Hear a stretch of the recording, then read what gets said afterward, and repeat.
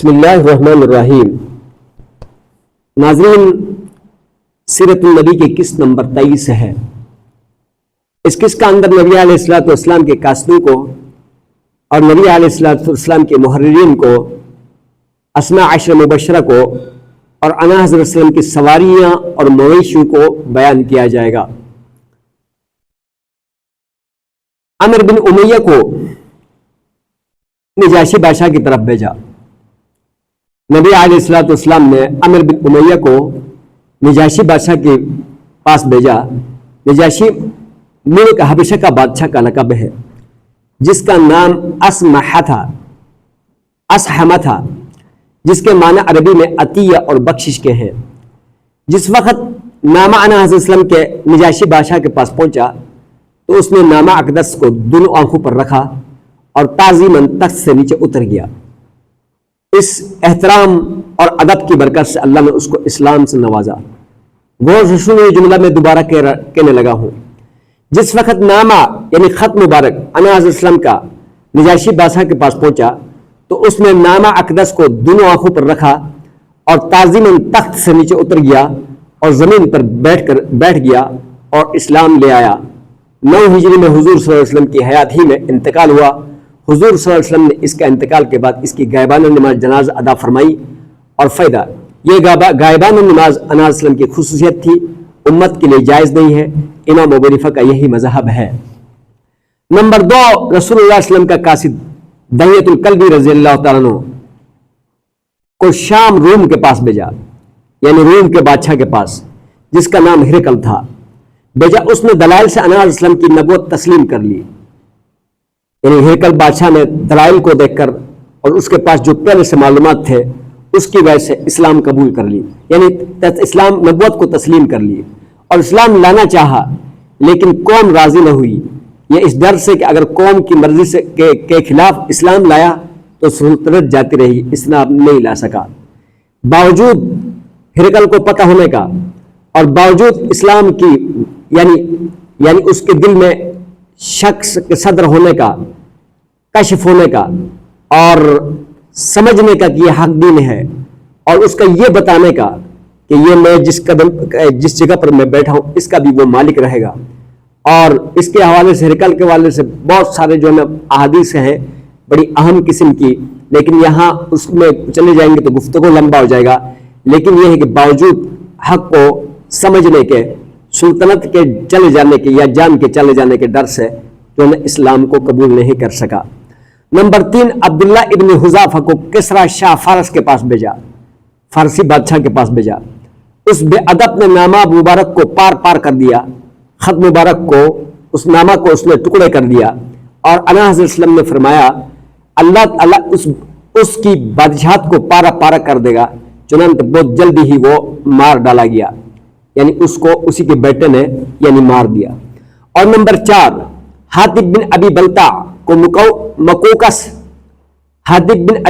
کو مکوکس کے بادشاہ کے پاس بھیجا۔ مکوکس مصر اور اسکندریہ کے بادشاہ کا لقب ہے۔ مکوکس نے اسلام قبول نہیں کیا اور آن حضرت وسلم کی خدمت میں ماری عقیب کیا اور شیری کنیز پیش کی، یعنی اس نے گفٹ بھیجے 2 یعنی باندیوں کو۔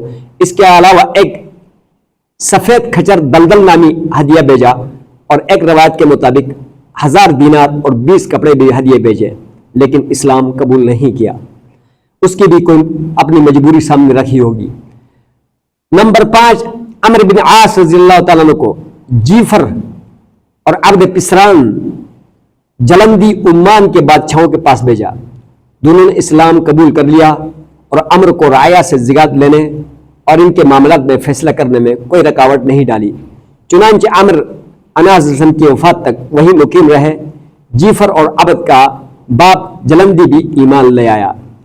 نمبر 7، سلیب بن عمرو کو حوزہ بن علی سلیب بن عمرو کو حوزہ بن علی حاکم یمامہ کے پاس بھیجا۔ اس نے حضرت سلیب کی تعظیم کی اور خدمت اقدس میں پیغام بھیج دیا کہ جس طرف آپ مجھ کو بلا رہے ہیں مبارک چیز ہے، لیکن میں اپنی قوم کا خطیب اور شاعر ہوں، اس لیے مجھ کو خلافت میں کچھ اختیارات عنایت کیے جائے۔ آن حضرت نے قبول نہ فرمایا اور یہ مسلمان نہیں ہوا، یعنی پہلے عہدہ لینا چاہتا تھا اور عہدے کو نبی علیہ السلام نے اس کو کوئی عہدہ نہیں دیا اور تو وہ مسلمان نہیں ہوا۔ نمبر 7 شجاع ابن وہب کو دمشق کے بادشاہ حارث غسانی کی جانب روانہ فرمایا۔ حارث نے نامہ مبارک کی کوئی عظمت نہ کی اور کہا کہ میں لشکر کے ساتھ انا اسلم کے مقابلے کے لیے جاؤں گا۔ شام روم نے اس کو باز رکھا، یعنی شاہ روم نے یعنی روم کے بادشاہ نے اس کو روک کر رکھا۔ نمبر 8 مہاجر بن امیہ کو یمن میں حارث حمیری کی جانب روانہ کیا۔ اور نمبر 9 علا بن خزرمی کو بحرین کے بادشاہ منذر بن ساوا کی جانب روانہ فرمایا اور یہ مسلمان ہو گیا۔ اور ابو موسیٰ اشعری رضی اللہ تعالیٰ عنہ اور معاذ بن جبل کو یمن کی جانب روانہ فرمایا۔ وہاں کے رعایا اور بادشاہ بغیر جنگ و جدال کے مسلمان ہو گئے۔ یہ نبی علیہ الصلوۃ والسلام کے قاصد تھے اور انہوں نے جا کر بادشاہوں کو نبی علیہ الصلوۃ والسلام کا دعوت اور پیغام پہنچایا۔ انا حضرت صلی اللہ علیہ وسلم کے محررین چاروں خلیفہ رضی اللہ تعالی عنہم یعنی ابو بکر چاروں خلیفے ابو بکر عمر عثمان علی چاروں جو ہیں نبی علیہ السلام کے محررین تھے وہی لکھتے تھے۔ اور عامر بن فہیرہ نمبر 5 اور نمبر 6 عبداللہ بن ارقم، نمبر 7 ابی بن کعب، نمبر 8 ثابت بن قیس بن شماس، نمبر 9 خالد بن سعید، نمبر 10 حنظلہ بن ربیع، اور نمبر 11 زید بن ثابت، اور نمبر 12 امیر معاویہ بن ابی سفیان، اور نمبر 13 شرجیل بن حسنہ۔ ان کے علاوہ اور بھی نبی صلی اللہ علیہ وسلم کے محرر تھے جن کی تعداد 40 تک پہنچتی تھی، جو نبی علیہ الصلوۃ والسلام کے لیے خطوط لکھتے تھے اور جو ہے عہد نامے لکھتے تھے، اور جو وحی اترتا تھا اس وحی کو بھی یعنی لکھتے تھے۔ اور یہ شرف ان محررین کے لیے حاصل تھا، جس میں سے جو ہے کیا نام ہے 4 خلفاء راشدین تھے۔ اور اگلا جو مرحلہ ہے اسماء عشرہ مبشرہ، وہ 10 صحابہ جن کے لیے نبی علیہ الصلوۃ والسلام نے یہیں پر جنت کی خوشخبری دی تھی۔ اور انا حضرت صلی اللہ علیہ وسلم نے ایک مجلس میں 10 صحابہ کے متعلق یہ خوشخبری دی تھی کہ وہ جنتی ہیں۔ اس کے علاوہ بعض صحابہ کے لیے بھی یہ بشارتیں مذکور ہیں، مگر وہ اس مجلس میں نہیں تھے، اس لیے وہ اس شمار میں نہیں۔ اس شمار میں چاروں خلفائے راشدین ابو بکر عمر عثمان علی، نمبر 5 سعد بن ابی وقاص، نمبر 6 حضرت زبیر بن عوام، اور نمبر 7 عبد الرحمن بن عوف، نمبر 8 طلحہ بن عبید اللہ، نمبر 9 ابو عبید بن جراح، نمبر 10 سعید بن زید۔ یہ 10 صحابہ تھے جن کو ایک محفل میں نبی علیہ الصلوۃ والسلام نے یعنی جنت کی خوشخبری دی تھی، ایک ہی محفل کے اندر، جس کو عشرہ مبشرہ کہتے ہیں۔ اس کے علاوہ بھی بہت سارے صحابہ ہیں جن کے لیے نبی علیہ الصلوۃ والسلام نے جنت کی خوشخبری دی تھی۔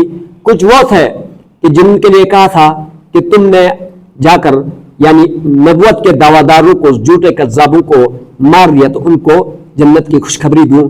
اس پر بھی کئی صحابہ شہید ہوئے تھے اور ان کے لیے بھی جنت کی خوشخبری کا یعنی سعادت حاصل تھی۔ اور اس کے علاوہ اور بھی بہت سارے صحابہ تھے جن کے لیے جنت کی خوشخبری کا سعادت حاصل تھی، لیکن یہ وہ صحابہ ہیں عشرہ مبشرہ جن کے لیے ایک ہی محفل میں نبی علیہ الصلوۃ والسلام نے جنت کی خوشخبری دی تھی۔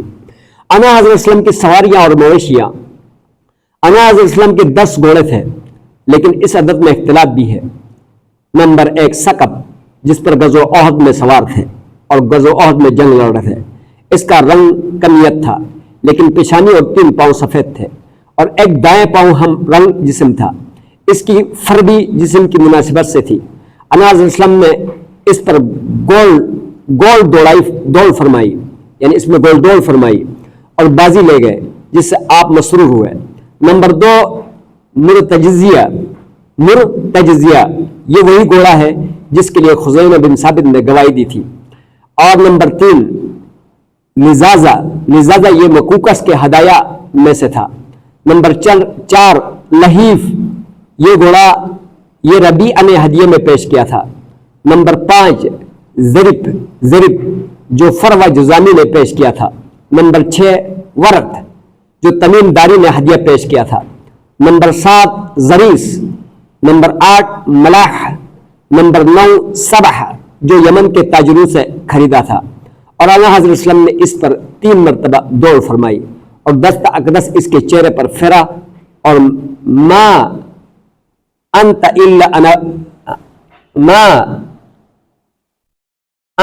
الا بحر، اور فرمایا کہ تو نہیں ہے مگر سمندر ہے، یعنی اس کے لیے یہ فرمایا بحر قد مباز، فرمایا بحر قد مباز، اور تیز روح گھوڑے کو کہتے ہیں۔ اس کے علاوہ نبی وسلم کے 3 کھچر تھے۔ دلدل نامی ایک کھچر تھا جو مکوکس کے ہدایہ میں سے تھا، اور یہ پہلا کھچر ہے کہ اسلام میں اس پر سواری ہوئی۔ نمبر 2 فضا، جو حضرت ابوبکر کو ہدیہ کر دیا گیا تھا۔ نمبر 3 ایلیا، شائلہ میں پیش کیا تھا۔ اور سرور کائنات صلی اللہ علیہ وسلم کی سرکار میں ایک دراز گوشت بھی تھا جس کا نام یعفور تھا، اور گائیں بھینس کا ہونا سرور والا میں ثابت نہیں ہے، یعنی نبی علیہ السلام کے بھینس گایوں کا کوئی ثبوت نہیں ہے۔ اور 20 دودھ والی اونٹنیاں موضع گابا، 20 دودھ والی اونٹنیاں موضع گابا میں جو مدینہ طیبہ کے قریب واقع ہے چرا کرتی تھی، انا حضرت وسلم کی ملکیت میں تھی۔ اور ایک شیردار اونٹنی سعد بن عبادہ نے انا حضرت صلی اللہ علیہ وسلم کی خدمت میں پیش کی تھی۔ انا حضرت وسلم کے پاس ایک قصوہ نامی اونٹنی بھی تھی اور اس پر ہجرت فرمائی تھی۔ جس وقت وہی نازل ہوتی تھی تو سوائے قصوہ کے کوئی چیز اس کا وزن برداشت نہیں کر سکتی تھی، اور قصوہ کو عزبہ اور جدعا کے نام سے بھی یاد کیا جاتا تھا۔ انا حضرت صلی اللہ علیہ وسلم کی سرکار میں 100 بکریاں بھی تھی۔ انا حضرت وسلم کی سرکار میں 100 بکریاں بھی تھی۔ انا حضرت وسلم کے ہتھیار، نبی علیہ السلام کے جو ہتھیار تھے، حضور علیہ السلام کے پاس 9 تلواریں تھیں۔ ان میں سے ایک کا نام ذوالفقار تھا جو غزوہ بدر میں بنی الحجاج کے مال غنیمت سے دستیاب ہوئی تھی۔ ایک مرتبہ حضور کائنات صلی اللہ علیہ وسلم نے خواب دیکھا کہ اس تلوار کے دونوں جانب کچھ دندانے پڑ گئے۔ آپ نے تعبیر یہ لی کہ مسلمانوں کو ایک گناہ ہزیمت پیش آئے گی۔ چنانچہ غزوہ احد میں اس کی تعبیر واقع ہوئی۔ 3 تلواریں کلعی اور نبار اور حتب بنی کینکا کے ایک یہودی قبیلے سے مالی غنیمت میں دستیاب ہوئی تھی، اور 2 تلواریں مخزم اور رسوب تھی۔ ایک تلوار والد ماجد سے میراث میں پائی تھی، ایک تلوار مسمی بھی عزب سعد بن عبادہ نے پیش فرمائی تھی، اور ایک تلوار قذیب تھی۔ یہ سب سے پہلی تلوار ہے جو حضور صلی اللہ علیہ وسلم نے حمائل فرمائی تھی۔ حضور اقدس صلی اللہ علیہ وسلم کے قبضے میں 5 نیزے بھی تھے، جن میں سے ایک کا نام مسنا، دوسرے کا نام مسوی، اور بقایا 3 نیزے بنی کینکا سے غنیمت میں دستیاب ہوئے تھے۔ ان کے علاوہ ایک چھوٹا نیزہ تھا جو عیدین میں حضرت صلی اللہ علیہ وسلم کے سامنے بغرض سترہ کھڑا کیا جاتا تھا، اور ایک لاٹھی سرکج یعنی مڑی ہوئی مونٹ کی 1 ہاتھ لمبی تھی، اور ایک عصا تھا جس کو ارجون کہا جاتا تھا، اور ایک پتلی چھڑی جس کا نام ممشوق لیا جاتا تھا، اور 5 کمانے اور ایک ترکش تھا۔ 3 ڈالیں تھی، ایک ڈال پر کرگس کی تصویریں بنی ہوئی تھی، یہ بطور ہدیہ آئی تھی۔ انا حضرت نے اپنے دونوں ہاتھوں کو اس پر رکھ دیا اور تصویر غائب ہو گئے، یعنی وہ یہ جو آئی تھی اس کے اوپر تصویریں تھی، تو نبی علیہ السلام نے یعنی اس کو اوپر دونوں ہاتھوں کو رکھ دیا تو اس کی تصویریں آٹومیٹکلی غائب ہو گئی تھی۔ اور حضرت صلی اللہ علیہ وسلم، حضرت انس رضی اللہ تعالیٰ فرماتے ہیں کہ نعل اور کبیعہ انا حضرت وسلم کی تلواروں کا چاندی کا تھا۔ کبیعہ وہ چیز ہے جو قبضہ تلوار کے قریب چاندی وغیرہ سے بنائی جاتی ہے، اور اس طرح نعل وہ چیز ہے جو تلوار کے بائیں جانب چاندی وغیرہ سے بناتے ہیں۔